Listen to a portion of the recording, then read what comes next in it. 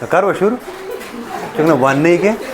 देखो आज हमारा जो टॉपिक रहेगा वो है इकोलॉजिकल पिरामिड, ठीक है ना। देखिए ये जो इकोलॉजिकल पिरामिड है, सबसे पहले मैं इसकी थोड़ी सी इंट्रोडक्शन आपको बताऊंगा। इकोलॉजिकल पिरामिड हमें रिलेशन बताता है प्रोड्यूसर और सीरीज ऑफ कंज्यूमर के बीच में क्या रिलेशन है, ठीक है ना। उसको जब हम एक ग्राफिकल रिप्रेजेंटेशन में हम उसको रिप्रेजेंट करेंगे तो उससे कहते हैं इकोलॉजिकल पिरामिड, ठीक है ना। इसको सबसे पहली बार डिस्कवर किया था एल्टोनियन ने, एक साइंटिस्ट था, एक इकोलॉजिस्ट था एल्टोनियन, इसलिए इसको हम एक और नाम से जानते हैं, इससे हम कहते हैं एल्टोनियन पिरामिड। चलिए स्लाइड के साथ साथ में देखते हैं क्या चीज़ें हो रही है। तो क्वेश्चन आ सकता है आपको, व्हाट इज इकोलॉजिकल पिरामिड। तो मैंने क्या बताया, इकोलॉजिकल पिरामिड क्या है। इकोलॉजिकल पिरामिड एक ग्राफिकल रिप्रेजेंटेशन है।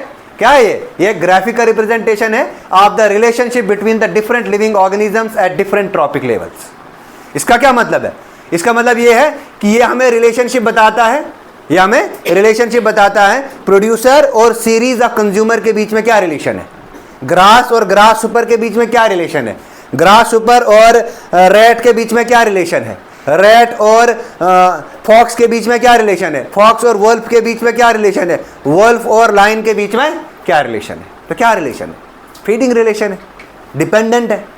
वो क्या है, वो डिपेंडेंट है फॉर फूड। फूड नहीं होगा तो सर्वाइव नहीं कर पाएंगे, अगर वो सर्वाइव नहीं कर पाएंगे तो फूड चेन रन कैसे करेगी। फूड चेन रन करने के लिए ट्रॉपिक लेवल का होना ज़रूरी है। अगर एक भी ट्रॉपिक लेवल काम नहीं करेगा तो फूड चेन बैडली इफेक्ट हो जाएगी, और अगर फूड चेन बैडली इफेक्ट हो गई तो इकोलॉजिकल डिस्टर्बेंस आता है। क्या आता है, इकोलॉजिकल डिस्टर्बेंस आता है। क्लियर है ये चीज़। तो क्या है इकोलॉजिकल पिरामिड, ये मैंने बताया कि ये ग्राफिकल रिप्रेजेंटेशन है of the relationship between the different living organisms at different trophic levels. It was given by Hutchinson. इसको किसने दिया है, पूरा नाम देख लेना, हटचिंसन एंड रेमोंड लिंडमैन। अब देखिए ये लिंडमैन का हमने 10% लाभ भी पढ़ना है, मैं आपको बताऊंगा जब हम इकोलॉजिकल एफिशिएंसी निकालेंगे तो 10% कैसे काउंट होता है। ये लिंडमैन कहता है कि हर ट्रॉपिक लेवल पे 10% एनर्जी जो है वो नेक्स्ट ट्रॉपिक लेवल पे जाती है। कहता है कि 90% एनर्जी जो है वो खुद कंज्यूम होती है। क्या होती है, वो कंज्यूम होती है। क्लियर है ये चीज। तो इकोलॉजिकल पिरामिड, इसको एल्टोनियन पिरामिड भी कहते हैं। क्या कहते हैं, ये मैं यहाँ पे मिस कर गया हूँ लिखना, it is also known as Eltonian pyramid, क्योंकि डिटेल्ड स्टडी जो थी इकोलॉजिकल पिरामिड की वो एल्टोनियन ने दी थी, इसलिए हम इसको एल्टोनियन पिरामिड भी कह सकते हैं। ठीक है ना।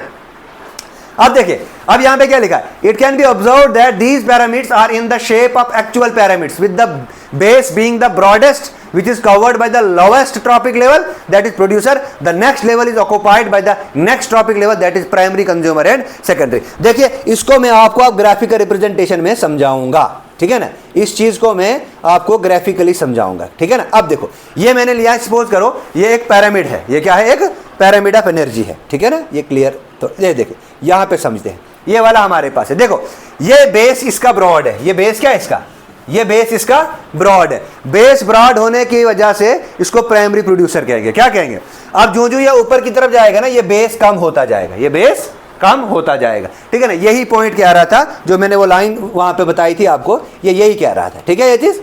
अब देखो समझाइए आपको ये वाला पॉइंट। अब देखो अच्छा, इसके अलावा क्या कहता है, all the calculations for construction of these type of ecological pyramid must taken into account all the organism in a particular trophic level because the sample space for a few number or a few species will end up giving a huge level of errors.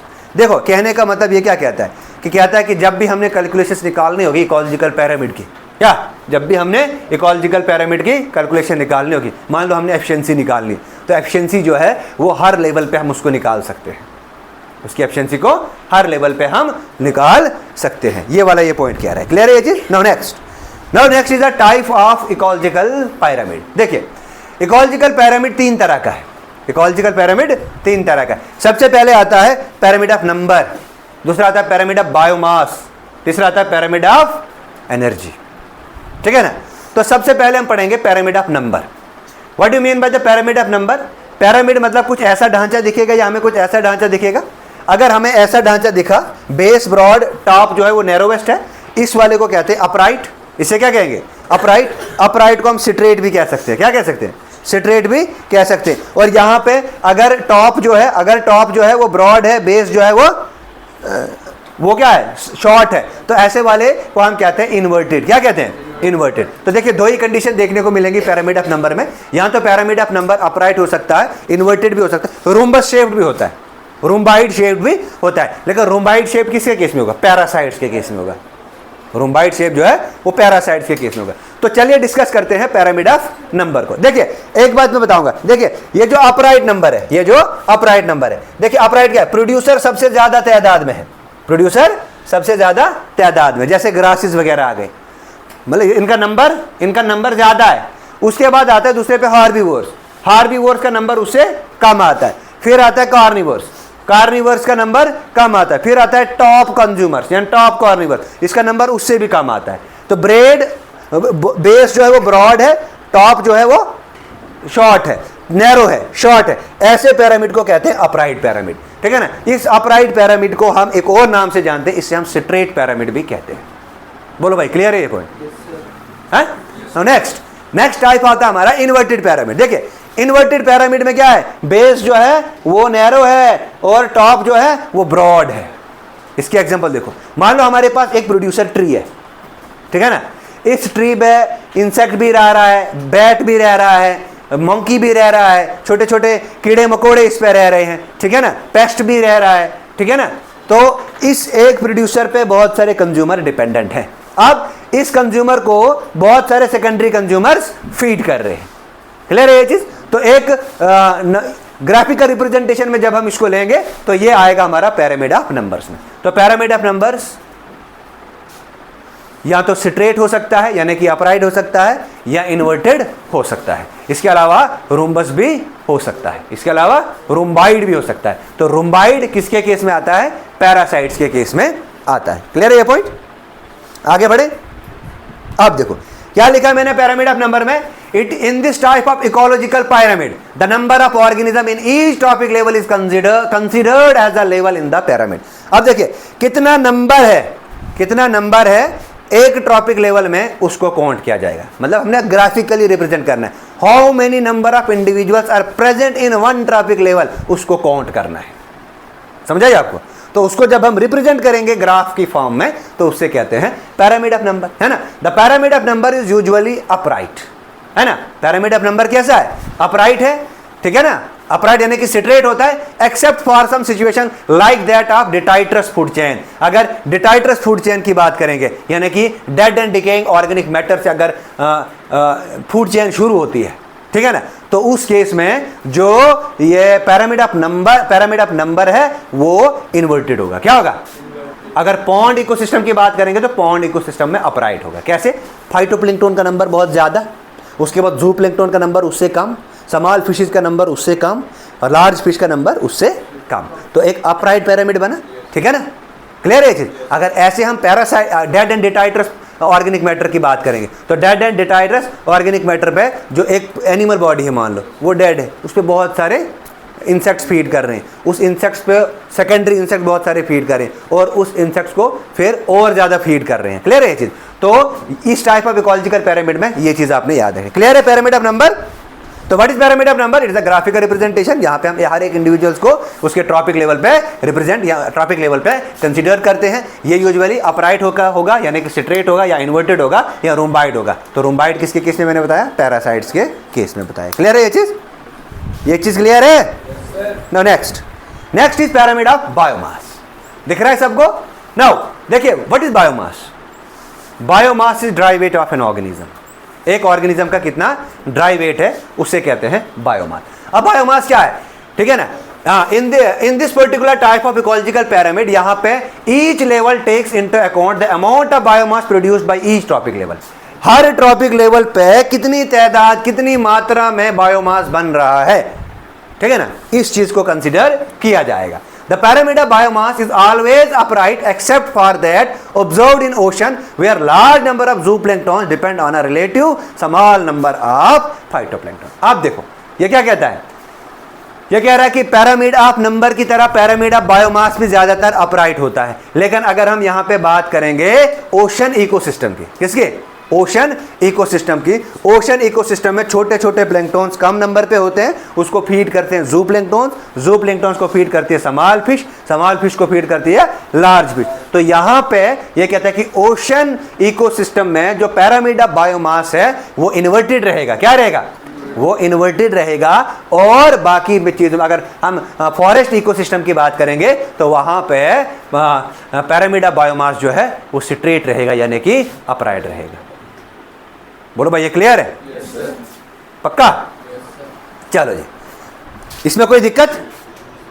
पक्का? Now the next, the most important, that is pyramid of energy.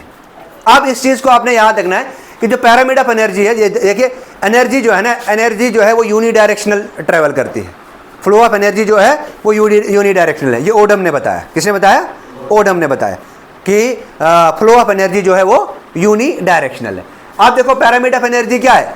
Pyramid of energy is the only type of ecological pyramid which is always upright. याद रखना, pyramid of number, pyramid of biomass straight, upright, inverted, rhomboid हो सकता है, लेकिन pyramid of energy हमेशा upright होता है।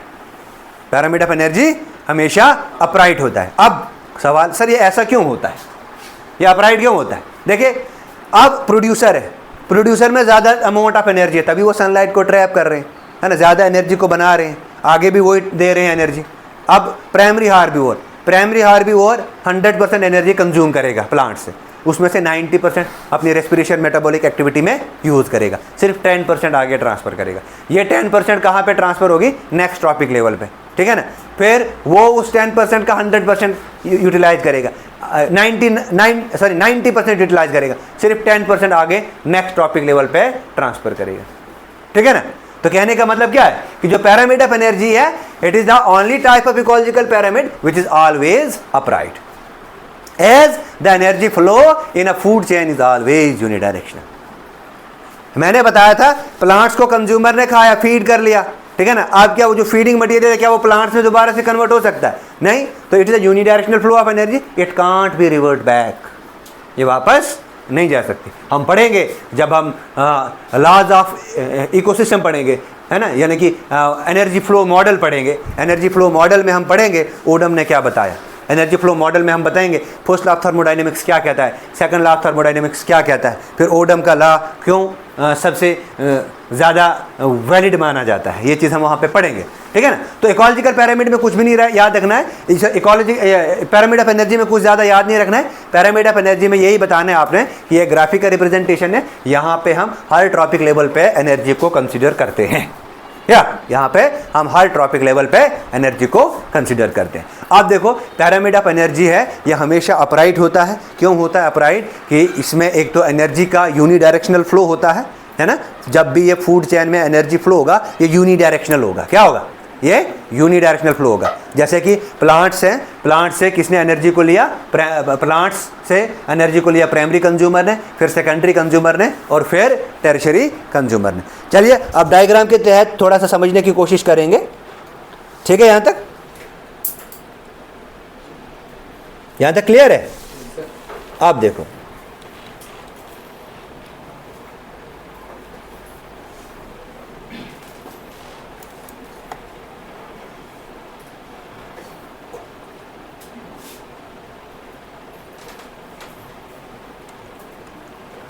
आप देखो, हाँ, पिरामिड ऑफ एनर्जी हो गया। चलो अब है the importance of ecological pyramid can be explained in the following points. अब देखो, अब हम इसकी क्या इंपॉर्टेंस हो सकती है, इंपॉर्टेंस ऑफ इकोलॉजिकल पिरामिड। देखो, सबसे पहली importance, they show the feeding of different organism in different ecosystem, है ना। ये क्या बताएगा भाई? ये हमें फीडिंग रिलेशनशिप को शो करता है। क्या करता है? फीडिंग रिलेशनशिप को शो करता है। जैसे ग्रास है, ग्रास को ग्रास ऊपर खा सकती है, डियर खा सकता है, रैबिट खा सकता है। क्या लायन ग्रास खाएगा? नहीं ना खाएगा, हैं? नहीं खाएगा। क्यों? क्योंकि उसका फीडिंग हैबिट ही नहीं है, उसका फीडिंग हैबिट नहीं है। तो पहला पॉइंट क्या कहता है ये? They show the feeding of different organism in different ecosystem. दूसरा, it shows the efficiency of energy transfer. दूसरा पॉइंट क्या कहता है? ये हमें एफिशिएंसी शो करता है कि कितनी अमाउंट ऑफ एनर्जी जो है वो ट्रांसफर होती है ना। प्रोड्यूसर के पास कितनी एफिशिएंसी है कि वो एनर्जी को ट्रांसफर करता है, प्राइमरी कंज्यूमर के पास कितनी एफिशिएंसी है, वो नेक्स्ट स्टेप टेबल पे एनर्जी, अपनी एनर्जी को ट्रांसफर करेगा। सेकेंडरी कंज्यूमर के पास कितनी एफिशिएंसी है, वो कितनी एनर्जी को इनटेक करता है, और नेक्स्ट ट्रॉपिक लेवल पे कितनी एनर्जी को वो बेचता है और खुद कितनी कंज्यूम करता है। ये दूसरा पॉइंट कहता है, that is it shows the efficiency of energy transfer. Clear है ये पॉइंट?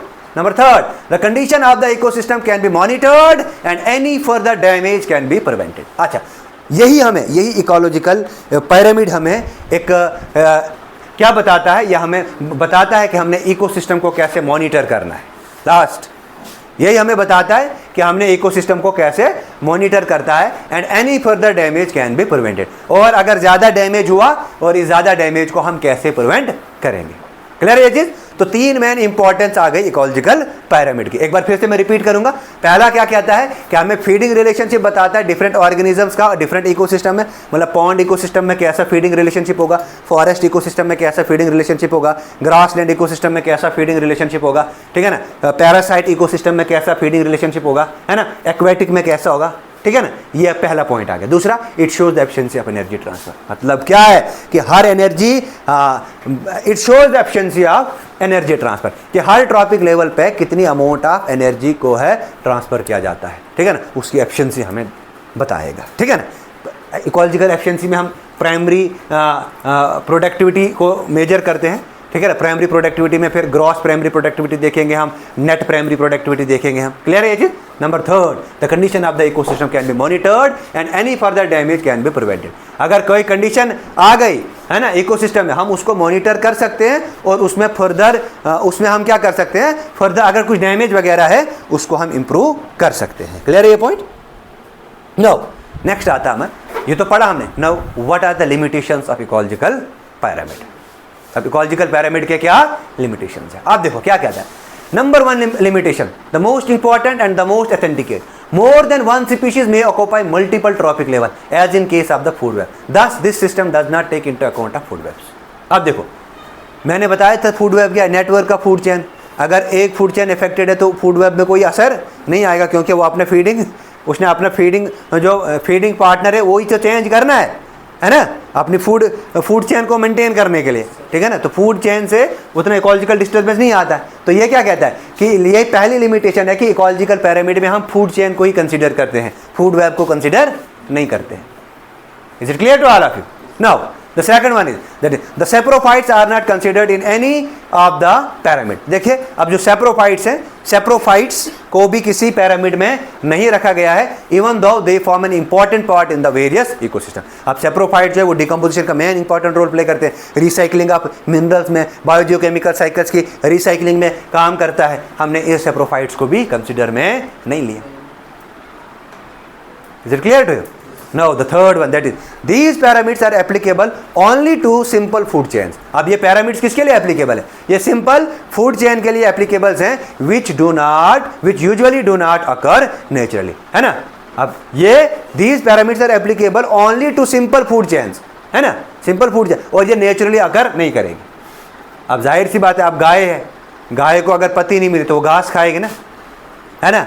अब ऐसे मान लो हमारे पास जैकल है, अगर जैकल को रैबिट नहीं मिला तो वो रैट तो मिलेगा उसको, है ना। तो इसमें एक ही, तो ये आइसोलेटेड फॉर्म में हो सकता है, नेचर में नहीं होता है ऐसा। क्लियर है ये चीज?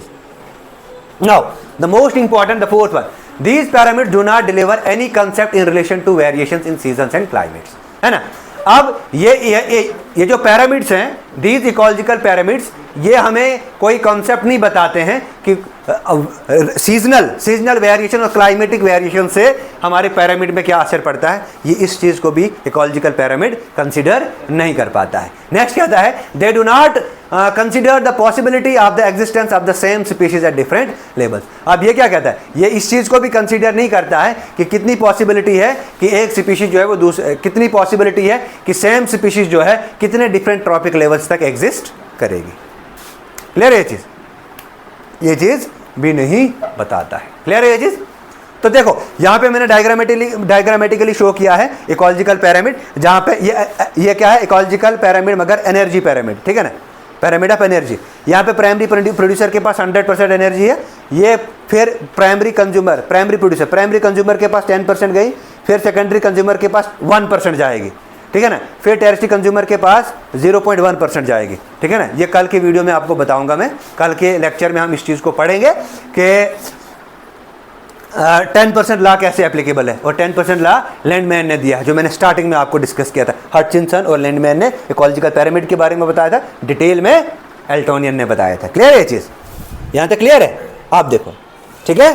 तो क्या लिखा है, stay fit and healthy. Thank you, ये था आज का लेक्चर, ठीक है। तो ये कुछ डायग्राम्स वगैरह हैं, ये देख लेना, ये पिरामिड की बताइए, जैसे इकोलॉजिकल पिरामिड है बायोमास। अब देखो ये बायोमास के कुछ प्रोड्यूसर हैं, ट्री लिया है, इसमें ट्री लिया है, ग्रास लिया है, फ्लावरिंग प्लांट्स लिए हैं, ठीक है ना, क्रॉप्स ली है, ठीक है ना। ये मैंने थोड़ा नेट से सर्च किया था, वहाँ से ये बनाया था, ठीक है ना, लेकिन ये अच्छा नहीं बना है, ठीक है ना, इसकी क्वालिटी थोड़ी कम आई है, ठीक है ना। तो प्रोड्यूसर है, प्रोड्यूसर के पास प्राइमरी कंज्यूमर, सेकेंडरी, टेरिटरी और क्वांटरी। अगर मैं इसको पिरामिड की फॉर्म में ले लूँ तो ये ऐसी शेप देगा। क्लियर है ये चीज़? तो ये अपराइट पिरामिड आ गया, है ना। ये कौन सा पिरामिड आ गया, अपराइट पिरामिड। चलिए अब आप मुझे बताओ, ये वाला कौन सा पिरामिड है, ये तो आ गया अपराइट। ये वाला कौन सा है बताओ, शाबाश। Primary producer, primary consumer, secondary, territory, तो ये भी अपराइट है। ये क्या है, ये भी अपराइट है। क्लियर है, शाबाश, एक्सीलेंट। अच्छा, उसके बाद ये वाला बताओ मुझे, ये कौन सा है, ये वाला, इस साइड वाला, ये तो इन्वर्टेड है। क्यों, ये तो लिखा हुआ है, तभी बताया आपने, हैं। ठीक है, थैंक यू, स्टे ब्लेस्ड, तैयारी रखो साथ साथ में, ठीक है।